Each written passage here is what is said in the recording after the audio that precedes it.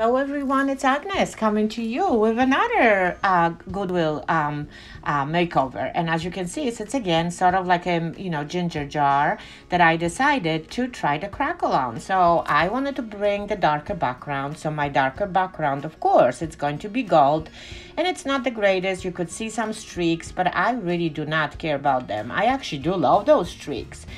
I'm going to be using actually the Elmer's glue, the school glue, with this process. As you can see is I just squirt some glue right on the half of my little jar, and I'm telling you, I'm a little bit scared because the crackle is, for me, lots of times is just not working properly. So the whole deal with crackle is to get to the point where you are not going with your brush movements up and down. You just try to go, one way and don't correct this. So now I dried it a little bit.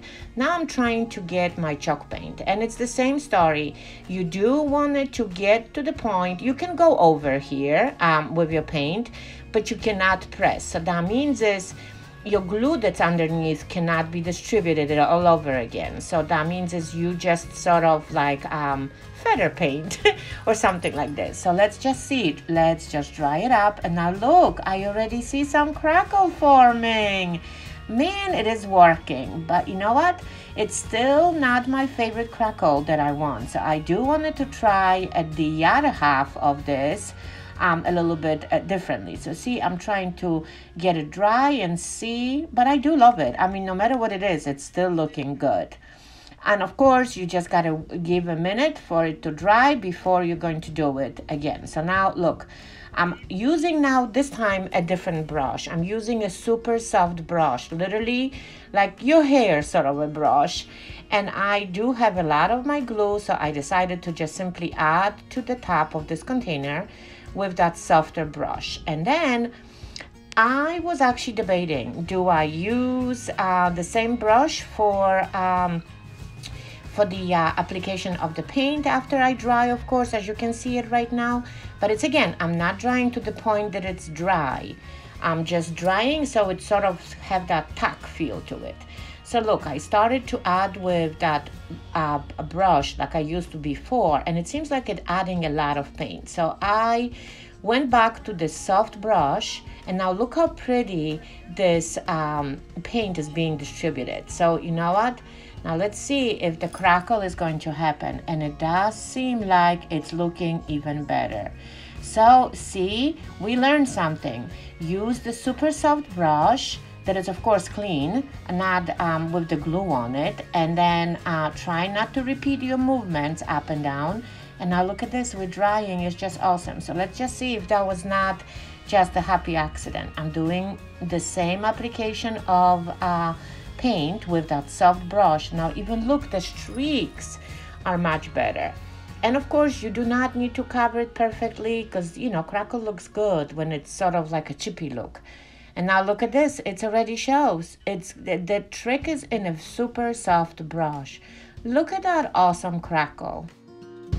My goodness, I am so happy it's working. So now I'm going to try to see what I can do with it. And I do want it to, of course, try MacKenzie Childs. So I'm just going to go, I was thinking to do the checks, but you know what? I so love this crackle that I decided to make the stripes and just simply use the black and white format on it.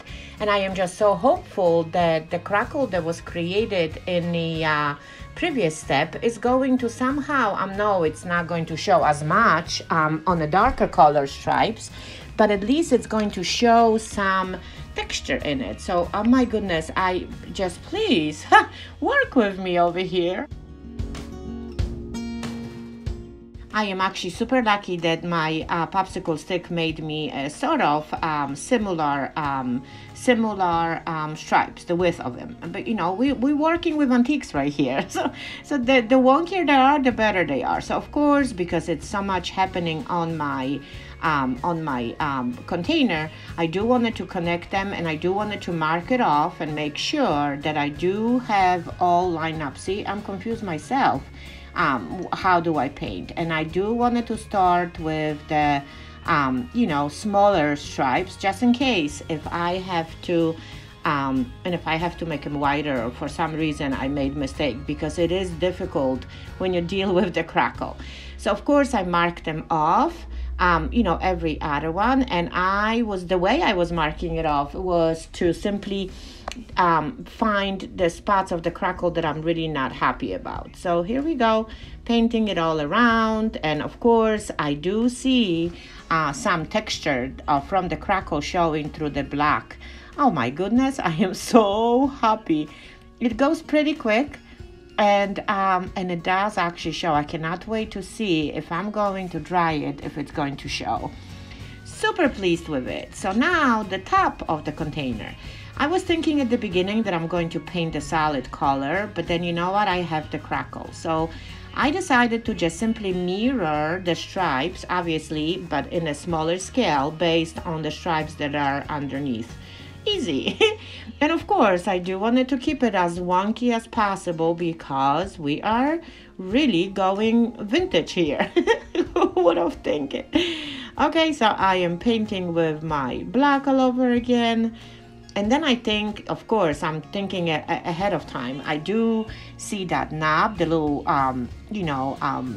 decorative piece on the top of my container that I'm thinking I'm going to keep it gold. Even though I so wanted to have a red one with nice crystal on it, but you know what? I already by accident painted gold, so I guess I'm going to stick with the gold. My goodness, how awesome it looks. I just have to adjust my stripes a little bit here and there. Do you see the crackle on the black? It actually shows. I mean, usually my next step would have been to highlight a little bit with the white, but I have to tell you, I do not want to bring no competition to my black texture that is being created underneath. So all what I'm going to do is just edge it out with the liquid gold, even though I did try to go with my other gold, but it was just not festive enough for me.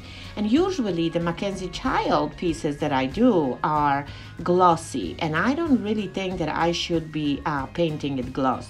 But you let me know, what should I do when we're going to look up at the close-up. So notice I'm doing here the edge. I'm going to do, of course, the little decorative piece and fix all my imperfections right there, because I do want it to have this pretty gold. And I'm going to also do the rim. So here it is.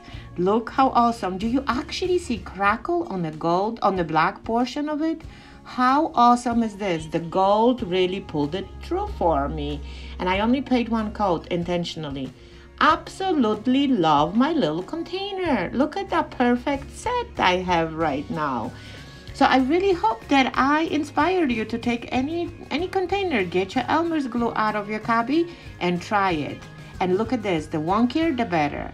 Again, thanks for watching. Talk to you later. And if you did like it, please sprinkle.